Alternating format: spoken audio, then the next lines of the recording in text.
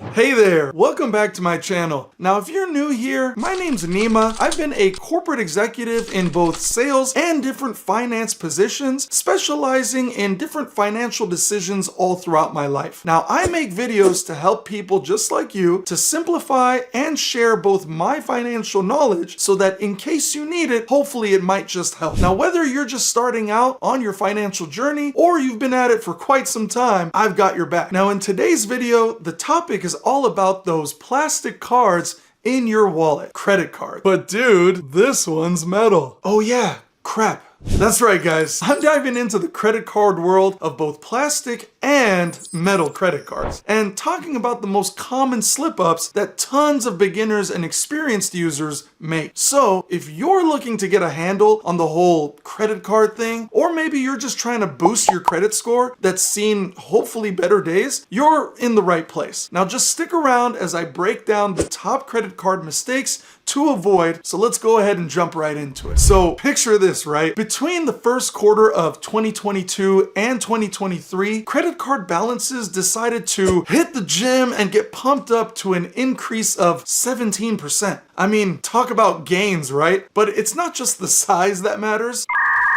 But it's things like this that are the granddaddy of all jumps in the credit card world. Now seriously, even the credit gurus having their whoa moment, it isn't just this increase that's notable. According to Ted Rossman, a senior industry analyst at Bankrate, he showed that the change represents the largest year-over-year jump in the history of reports dating all the way back to 2003. Now, don't get me wrong guys, credit cards can totally be your financial BFFs. They're all about building credit, giving your budget some breathing room, and even scoring you some rewards. But if you're not handling them right, the tables can turn pretty quickly. Trust me, you do not want your credit worthiness going down the drain. So, to ensure you're taking advantage of the benefits of credit cards while avoiding their pitfalls and their risks, here are 9 of the worst credit card mistakes that you'll want to avoid. Yep. I'm listening. All right, let's start with the worst and the most obvious, of course, that you already know, paying late. Yeah, those late payments, it is no joke. They are like the stain on your favorite white tee that you have. And yeah, it sticks around for an entire 7 whole years. But wait, there's more? No. It just gets worse. The more you're late, the more your scores actually drop. If you wait too long, your card could actually get charged off and your account could get sold to collections. Not a fun time for your credit score. Now, you know that website Experian? Well, they completed a report that found out in Q3 of 2022, 1.67% of consumer accounts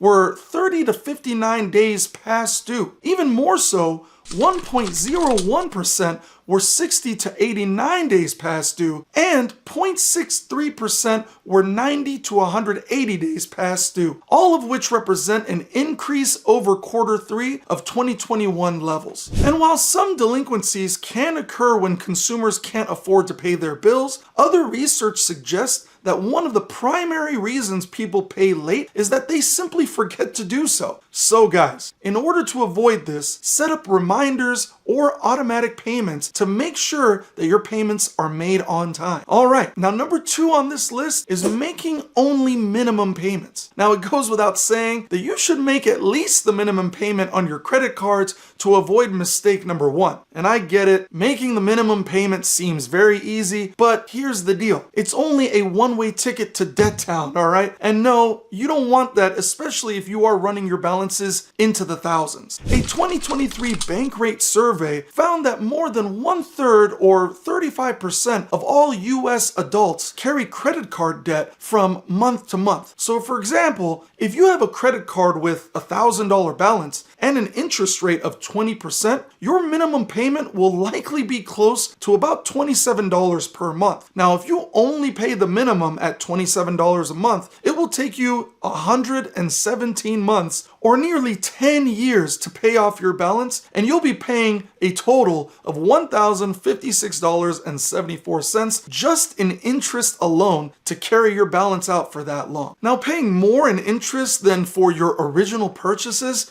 completely sucks. And it shows why making only your minimum monthly payments should be avoided at all costs. Just try and pay it off as quickly as you're able to. Yeah. Alright, now number 3 on this list is running high balances. It's also a bad idea to carry a high balance on your credit cards or trying to max out your credit cards. And it's not just because of the expensive interest that you'll be charged, but your credit score will actually take a hit too. If your credit utilization, I know this one.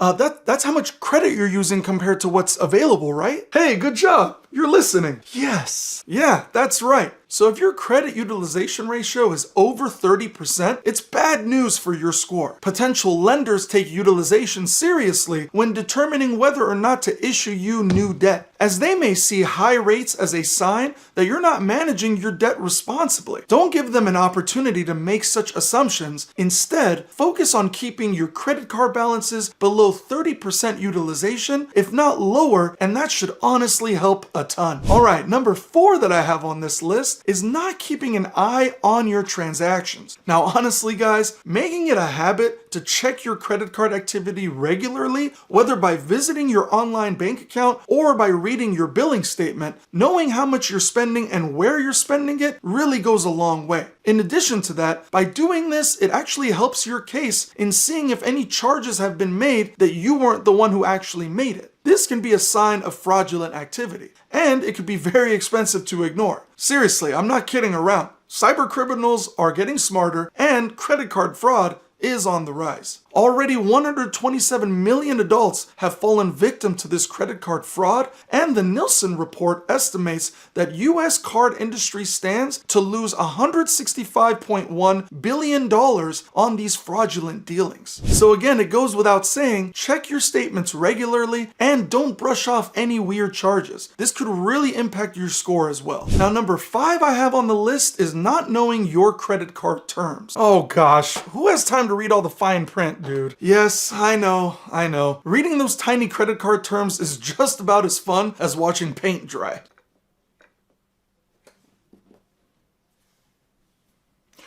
Oh, sorry.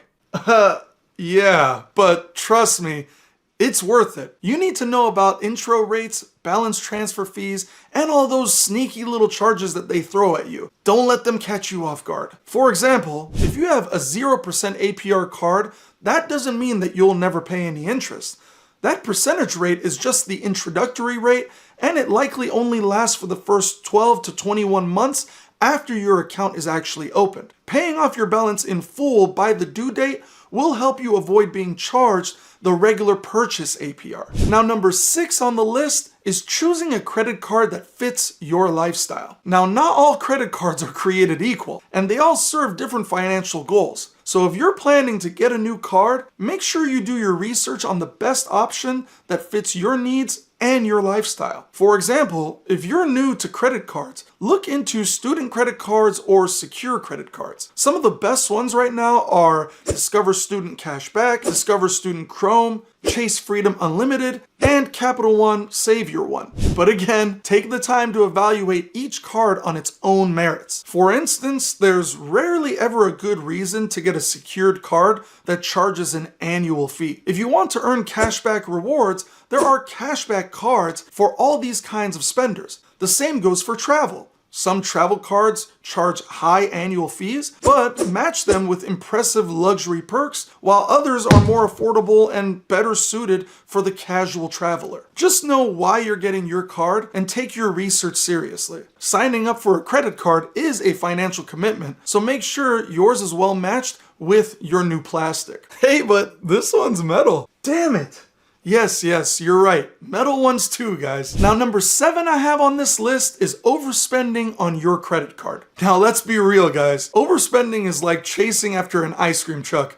It's tempting, but definitely not the best move. And chasing rewards, you'll spend hours trying to compare and contrast which ones offer more. Just grab the one that best suits your needs. Now, it is easy to lose track of your credit card spending since you aren't really feeling the sting of money immediately leaving your bank account. And if you convince yourself that you can repay it later, it's especially tempting to treat yourself with something special now. So, only spend if you really need to. And again, don't chase rewards just because you can. Earning rewards should really be about getting something extra for the normal shopping that you're already doing. But when you start to make purchases simply to rack up the rewards, you're not really gaining much and you could land yourself in hot water. So if you normally spend, let's say $1,000 a month on a card that offers just 1% cash back, you'll earn $10 in reward. But if you spend $1,500 and justify it by telling yourself that the extra rewards will make doing so worthwhile, you're risking that $500 to your card's balance just to gain an extra $5 in your rewards. Don't fall for the trap, guys. Now, number 8 is applying for too many credit cards at once. Earning extra perks for your regular purchases can be a great feeling, but that doesn't mean that you should rush out and try to get all the cards you can at once. Each card application triggers a hard inquiry on your credit report, which can knock off a few points on your credit score. One hard inquiry won't do so much harm, but multiple inquiries do add up. Plus, lenders may see this behavior as a red flag if they assume that you're seeking access to multiple lines of credit at the same time due to, let's say, financial distress. That's why it's best to be strategic with your credit card applications and space them out over time.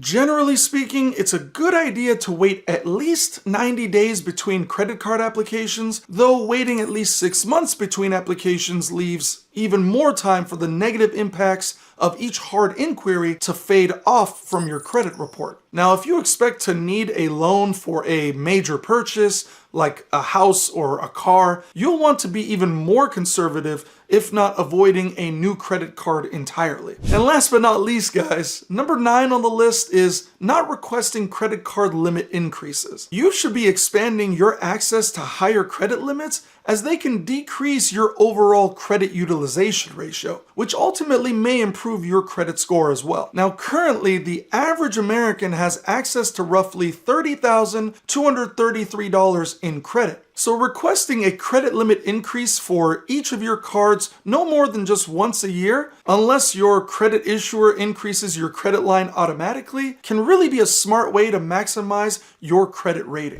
But remember, guys, it's not a free pass to just start buying things like you're on a shopping spree. Just ask to increase your credit limit and maintain your spending. And yes, that means I'm talking to you too. Oh. So there you have it, guys. Credit cards can be a great complement to your overall financial strategy, enabling you to earn cash back, travel rewards, and other perks on your everyday spending. That said, credit card debt can be a slippery slope that quickly grows unimaginable if you aren't actually careful. By avoiding these mistakes and continually educating yourself on financial best practices, you'll stay safe with credit cards and enjoy all the rewards that they can offer. So thank you guys for watching. Please like, comment, and subscribe for more videos soon. I really hope these videos are helping you, and if you could share it amongst your friends so that we can really drive traffic to this channel, it'll really help the channel and I greatly do appreciate it. So I'll see you in the next one.